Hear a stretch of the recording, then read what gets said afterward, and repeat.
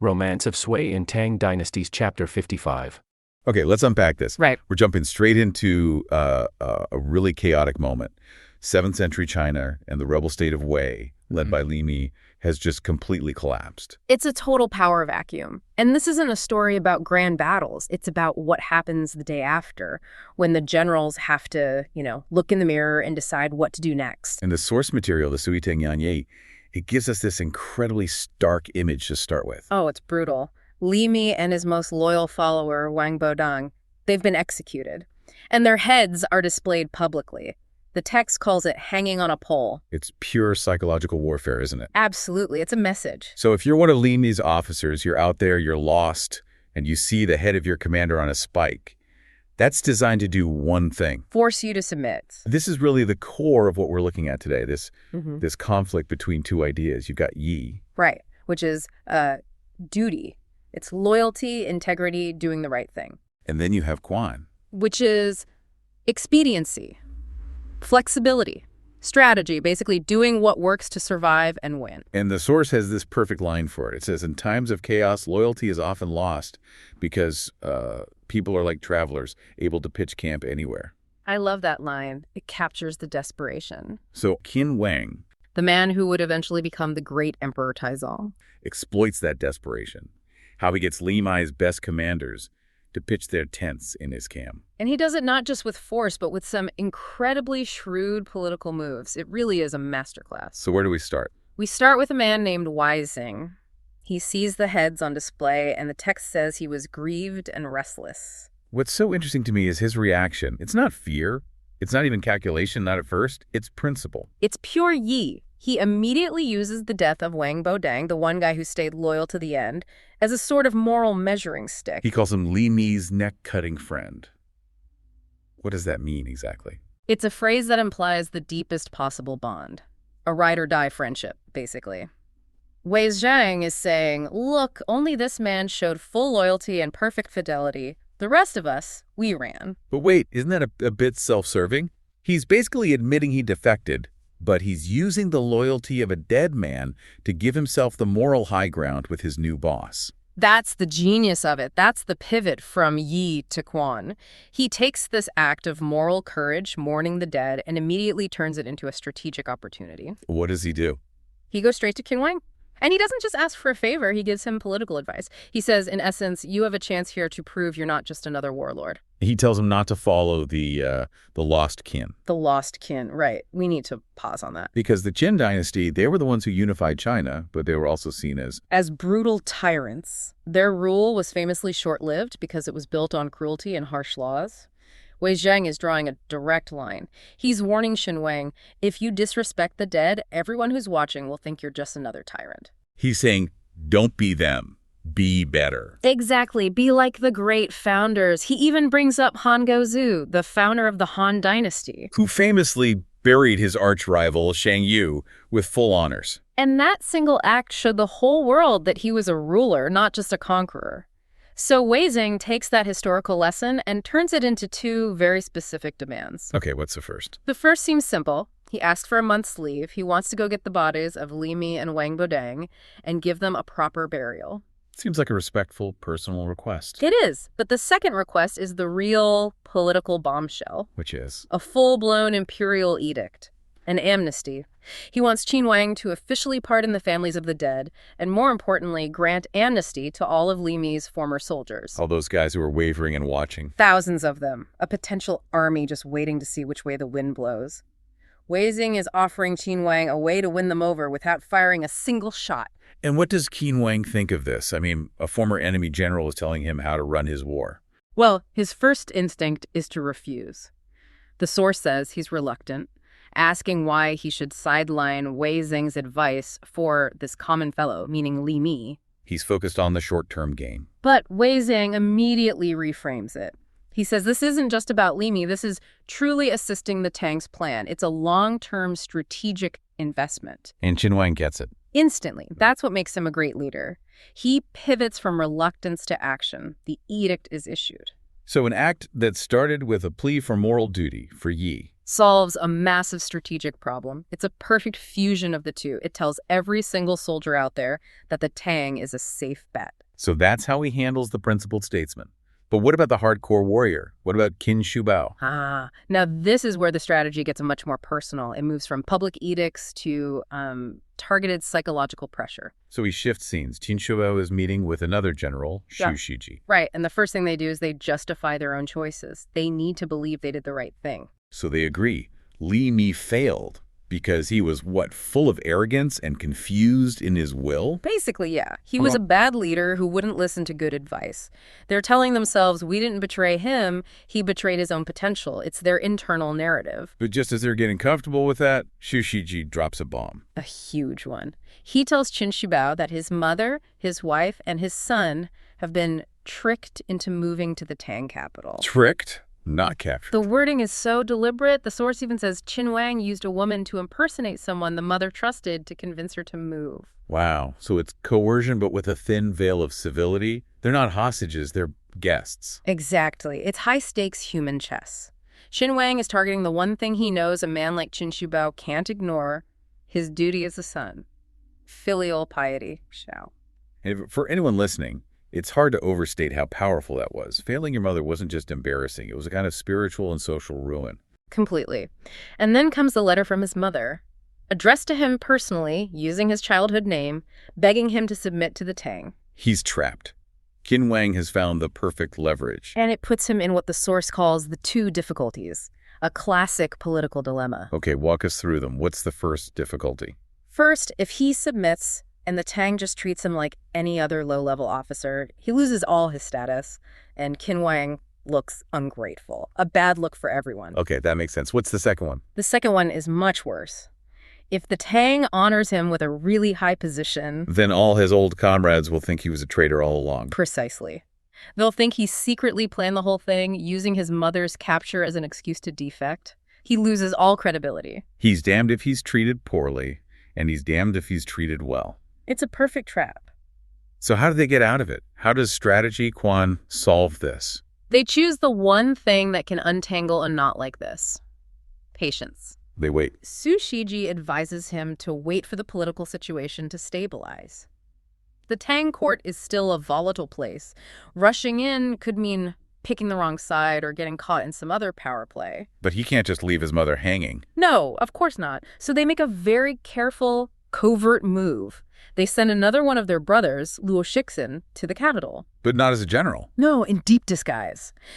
The text says he was dressed as a common messenger. His job is to comfort the family and, more importantly, to be their eyes and ears, to assess the real danger without signaling that Qin Shi Bao is about to surrender. So he's satisfying his family duty while maintaining his strategic distance. It's a brilliant move. It buys them time. So they've navigated their own moral maze. But there's one more piece on the board, isn't there?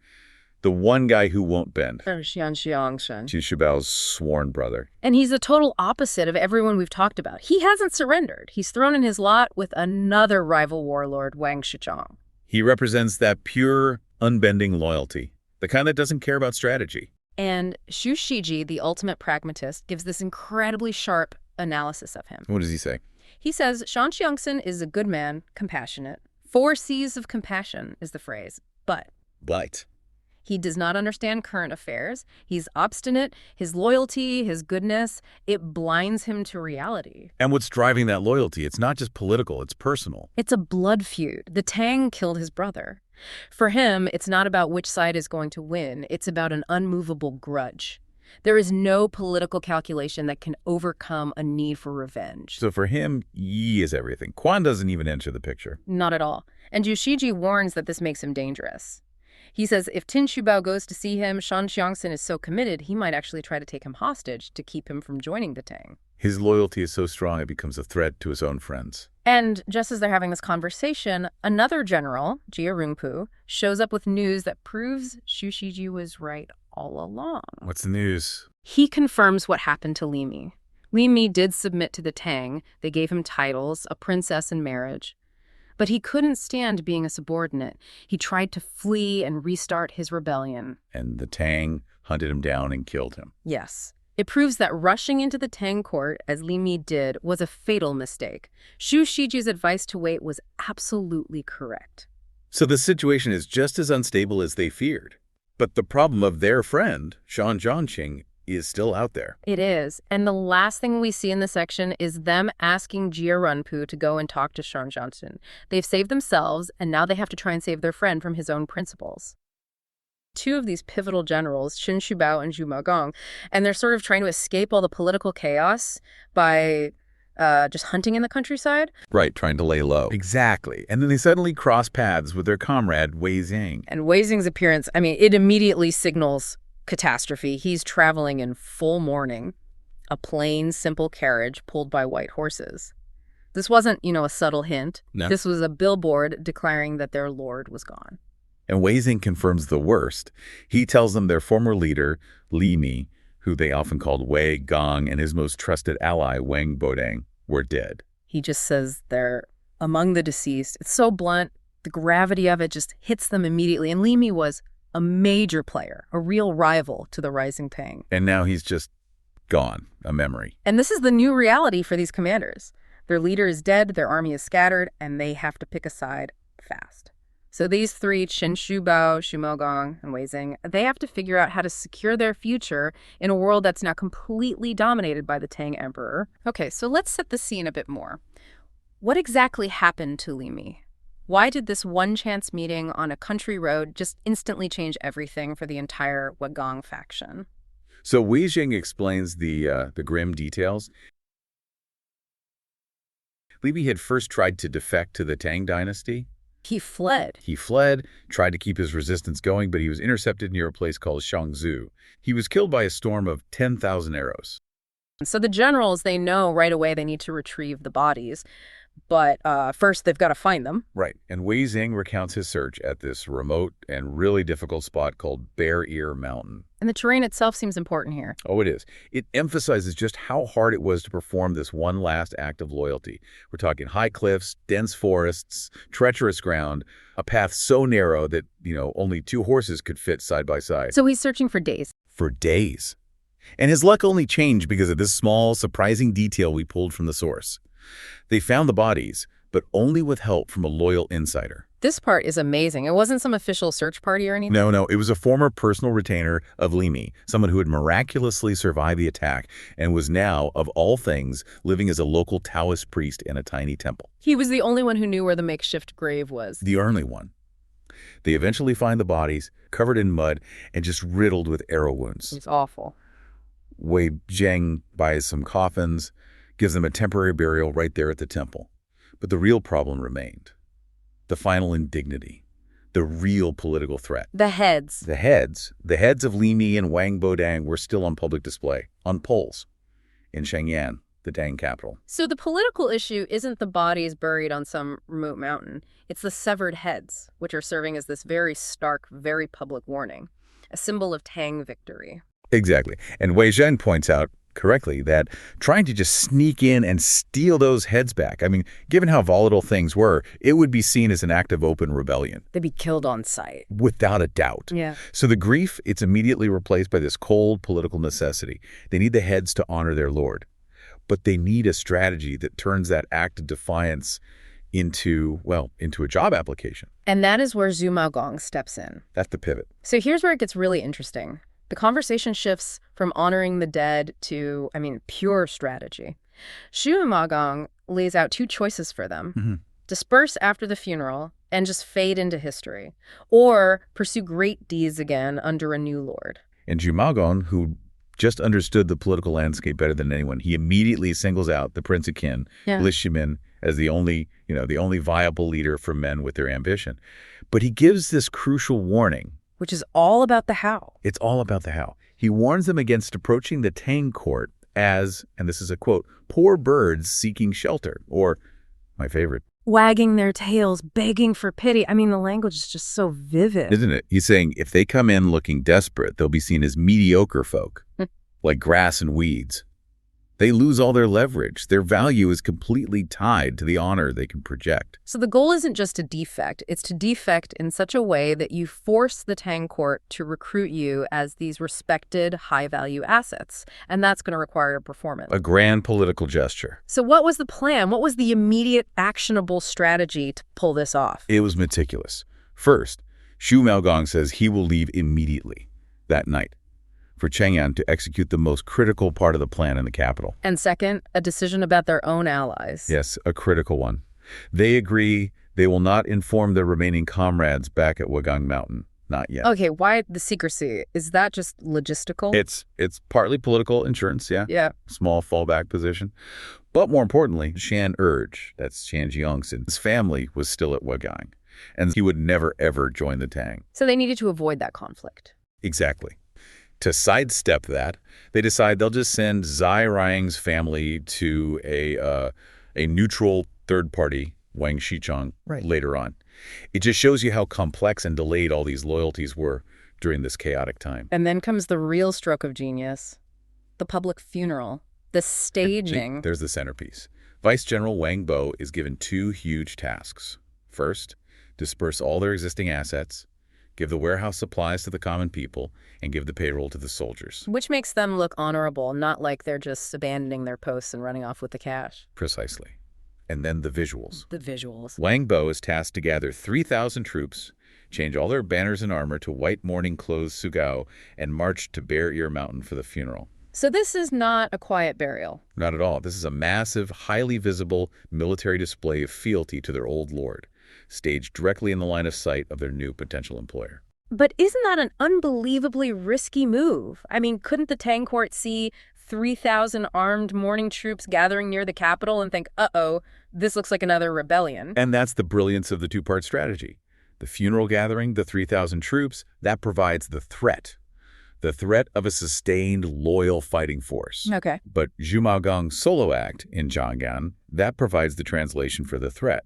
He's there to explain that this fierce loyalty is now on the market, it's available to Tang, provided Tang shows the proper respect. They separated the negotiation from the military mobilization. So Zhu Maogong, who's now often called Zhu Shiji, travels overnight to Chang'an. He's disguised as a scholar. Right, just a simple scholar. He gets to the city's main intersection, and there they are. The two heads on the poles, the stage is set. And this is where it all comes to a head, so to speak. A dramatic, high-stakes confrontation. And the context here is just so important. Xu Shiji walks up, he performs this deep four-bow salute, then he embraces the poles and just starts crying, wailing, really. Which obviously gets the guards' attention. Immediately, they drag him before the emperor. And like you said, the timing for this kind of public defiance is just, it's terrible. The Tang emperor is not in a good mood. They're not secure yet. A rival, Lu Wuzhu, has declared himself emperor, and his top general, Yu Qi Jingde, just handed the Tang forces a major defeat in Taiwan. So the emperor is enraged, he's paranoid, he's highly sensitive to any sign of disobedience or, lingering resistance. So when Zhu Shiji is dragged in front of him, the emperor is ready to just execute him on the spot.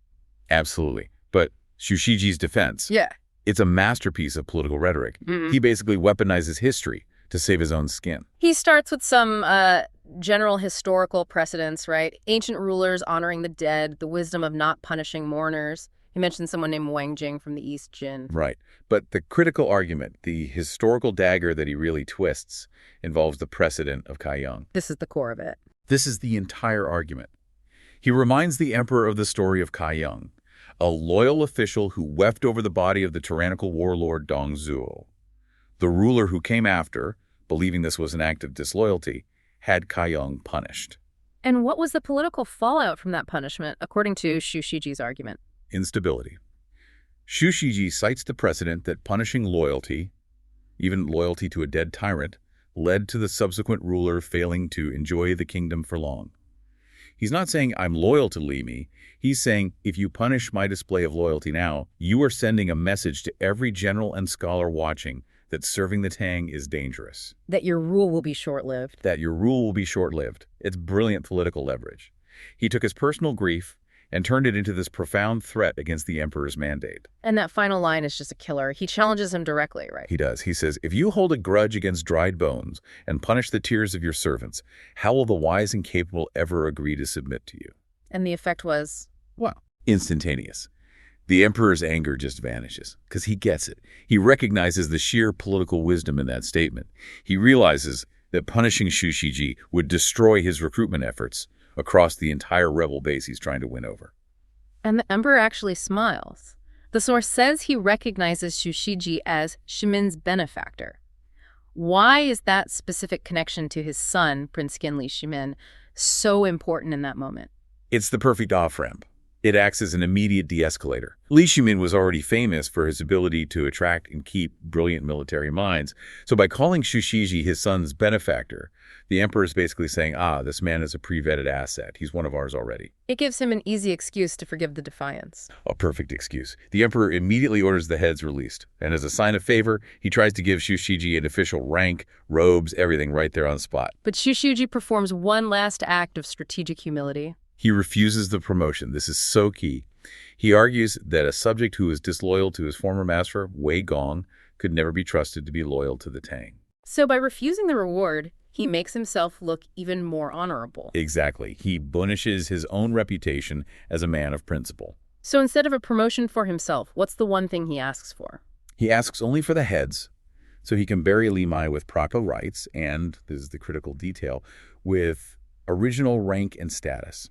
He tells the emperor that this act, the emperor honoring a defeated enemy by granting him a posthumous official status, that will be the magnet that wins the loyalty of all of Wei Gong's former soldiers and generals. And the emperor gets it. He grants the request immediately, understanding the huge political capital he just gained by looking so magnanimous. Xu Shiji is then told to go report to Li Shimin. The defection is complete. And the strategy pays off instantly. Xu Shiji leaves with the heads, and the plan moves into phase 2.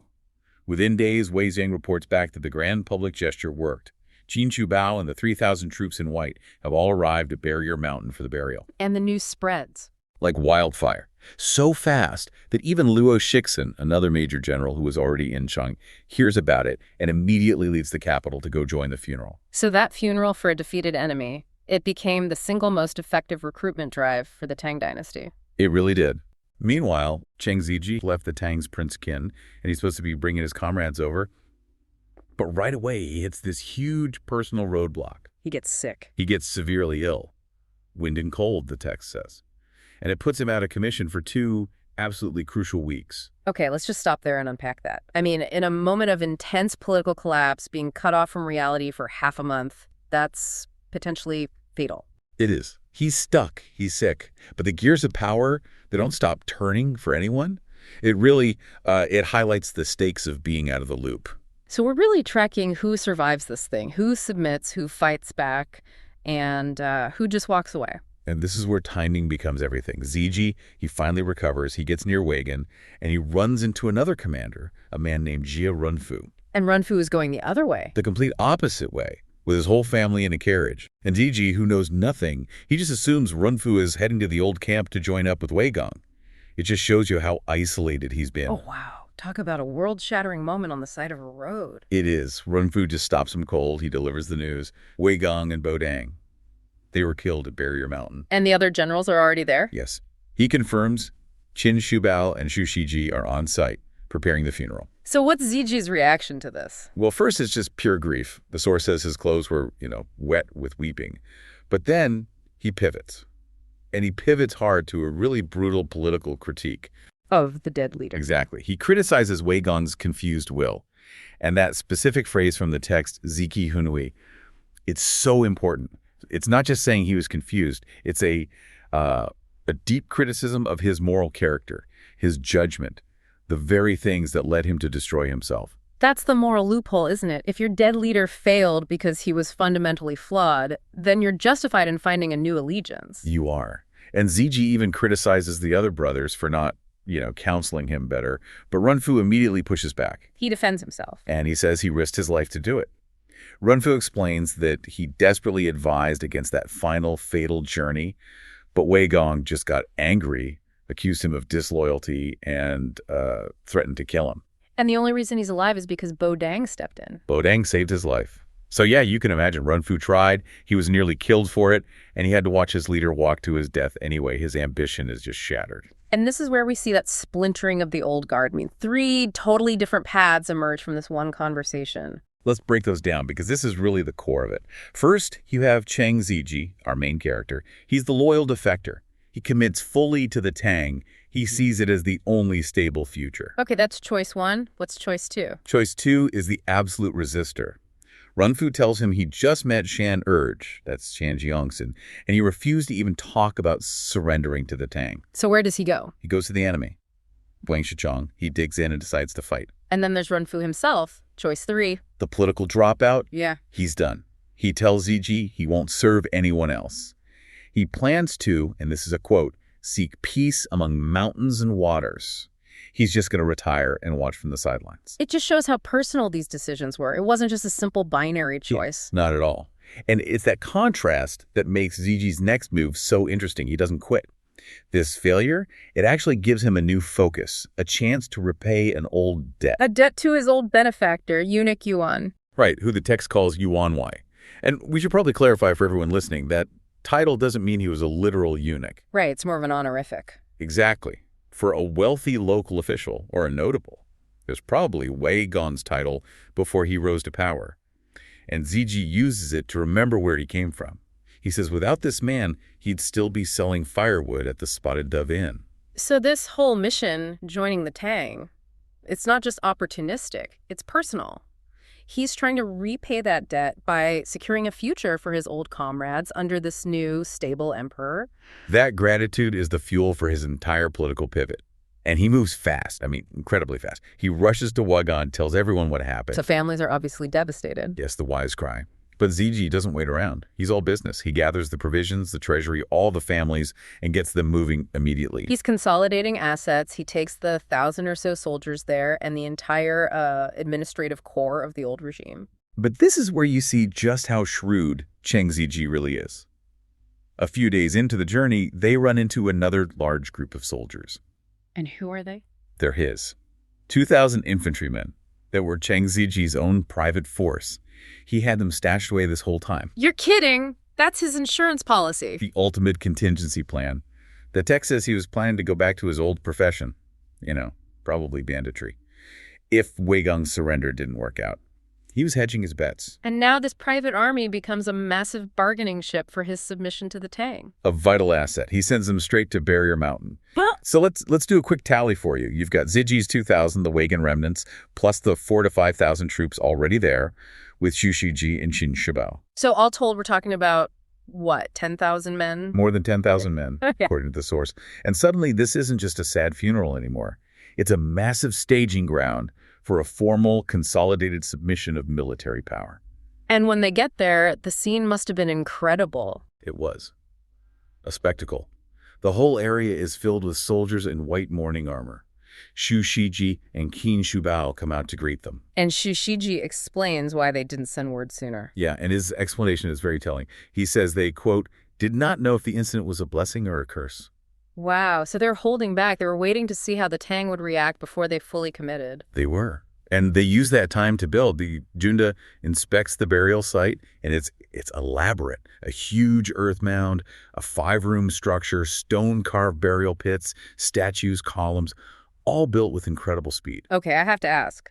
If your goal is to surrender, why build this huge, provocative monument to your dead leader? Isn't that, I don't know, almost treasonous to your new boss? That's the political genius of it. It's a calculated risk, but it's brilliant. It serves two functions. One, it honors their past, so none of those 10,000 soldiers feel like they're just, betraying their old leader. It gives them moral cover. Right. And two, and this is critical, it shows the Tang that the surviving generals are not just a bunch of scared refugees. They are leaders in command of a unified, honorable, and very powerful fighting force. It's loyalty signaling. The message is, we were loyal to him, and if you treat us with respect, we'll be loyal to you. Exactly. And Ziji reinforces that message by bringing the families of Wei Gong and Bo Dang. They are the living, breathing, emotional core of this whole maneuver. Which brings us to this chess game that plays out against a backdrop of very real, very public grief. The widows are brought into the tomb, and they just break down, weeping, holding the coffins. Is a powerful scene, played out in front of the entire army. And that sorrow becomes a political tool. Immediately, Wei Gong's widow, Wang Nanyang, She steps out, she bows to the generals, and she makes this very public appeal.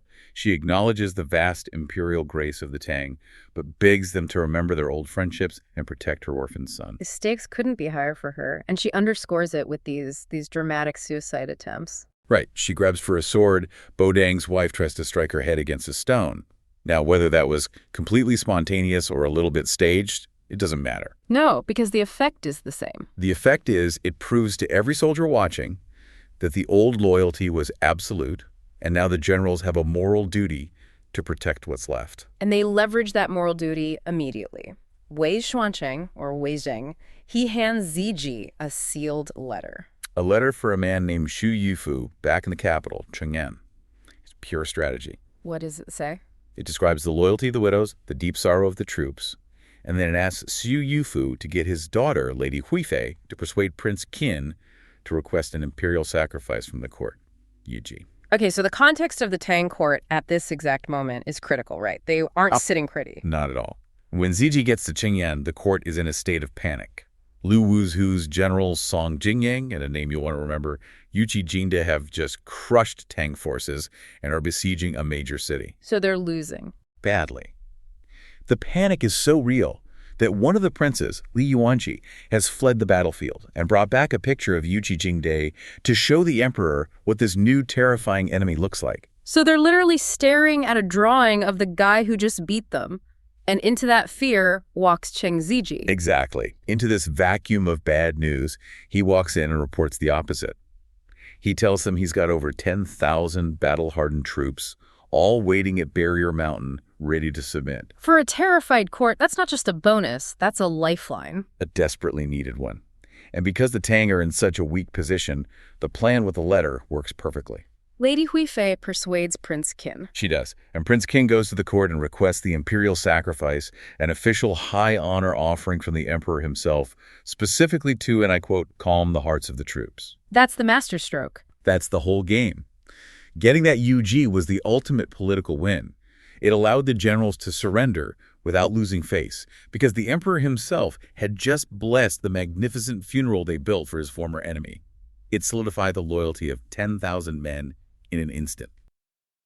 Meanwhile, Qin Wang, the man who would eventually become the great Emperor Taizong, he decides he needs to personally attend Li Mi's funeral at a place called Shungzu. But his advisors balked. They saw this as a massive political risk, calling it, I think the term was, disrespect to status. Exactly. I mean, the court saw in terms of pure status and hierarchy, why would a prince honor someone they just defeated? It looked like weakness or maybe misplaced pity. But Qin Wang, the strategist, he saw the risk in not going. He understood that Li Mi's power wasn't just in his title, it was in the quality of the men who followed him. The sources are so precise here. Li Mi's troops were able fighting men, a force of around 10,000 veterans. So this wasn't really about burying Li Mi at all. It was about recruiting his army. Precisely. It was a recruitment drive. If the Tang treated their dead leader with contempt, those 10,000 soldiers, including brilliant generals like Zhu Magong and Xin Kang, they would just scatter or defect or, harbor this deep resentment for years.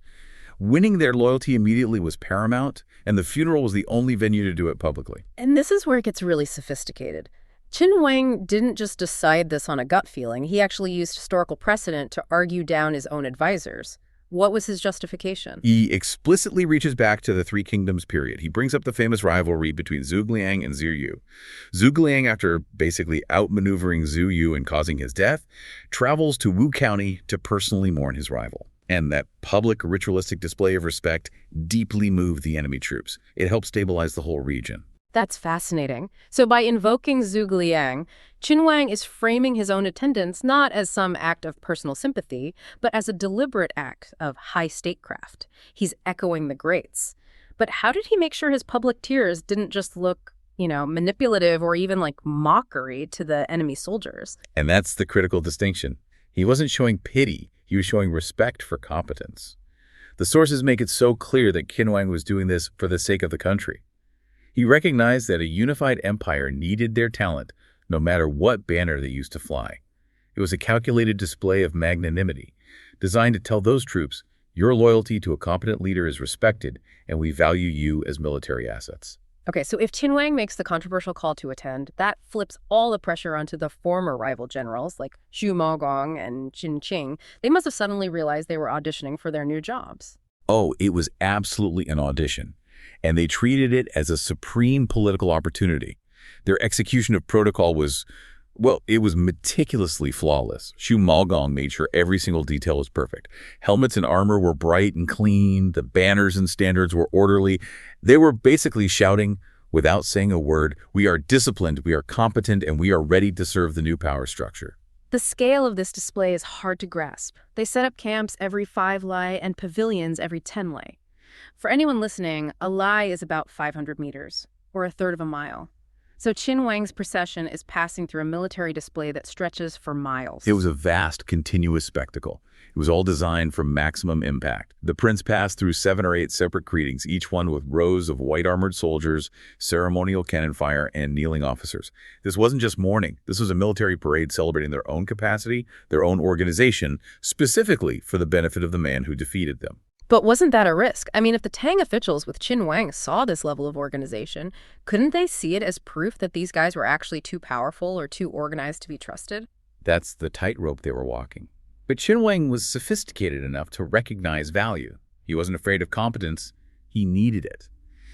Sitting in his chariot, he genuinely remarks that Li Mi's generals can be called knowing courtesy and knowing righteousness. So that organization just reinforced his decision, confirming that this was high-value talent worth the political risk. And Qin Wang matched their meticulous prep with his own. Before entering the tomb, he changes into the specific state-level ceremonial outfit.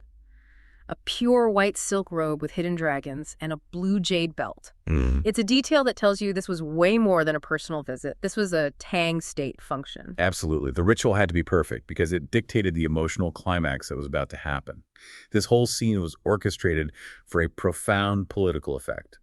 At the burial site, you have these 2 gold-lettered tablets honoring both Li Mi and his fallen comrade, Wang Yang. But the thing that really broke through the political theater, the thing that created genuine empathy, was the presence of the child. Li Mi's son, Ji-yun. He was only 3 or 4 years old, dressed in these coarse hemp mourning clothes. He was the living symbol of the vulnerability of the defeated, and when Qin Wang performs the rites, he openly weeps. He laments that Li Mi's mighty aspirations had ended here.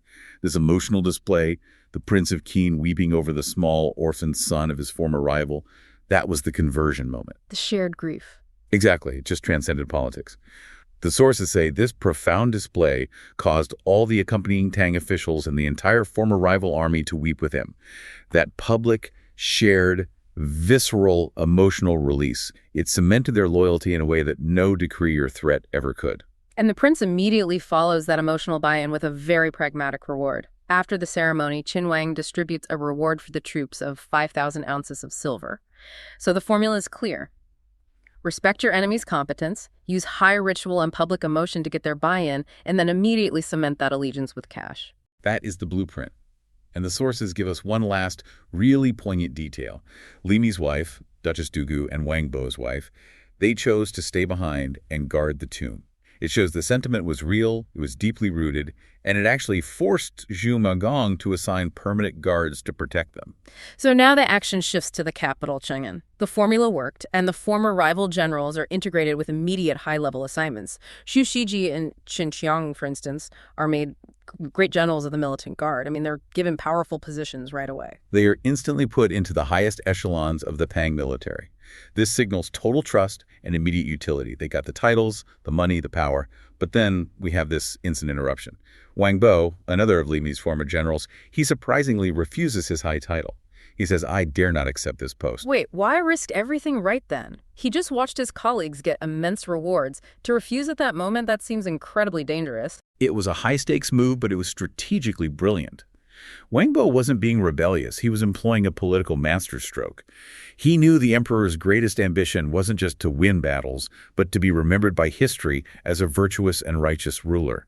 And Wang Bo leveraged that ambition. And he did it using ancient principles. Right. He cites these ancient policies, respecting the old and loving the young, punishing the guilty but not their children. And then he points out the huge gap in the Tang's compassion.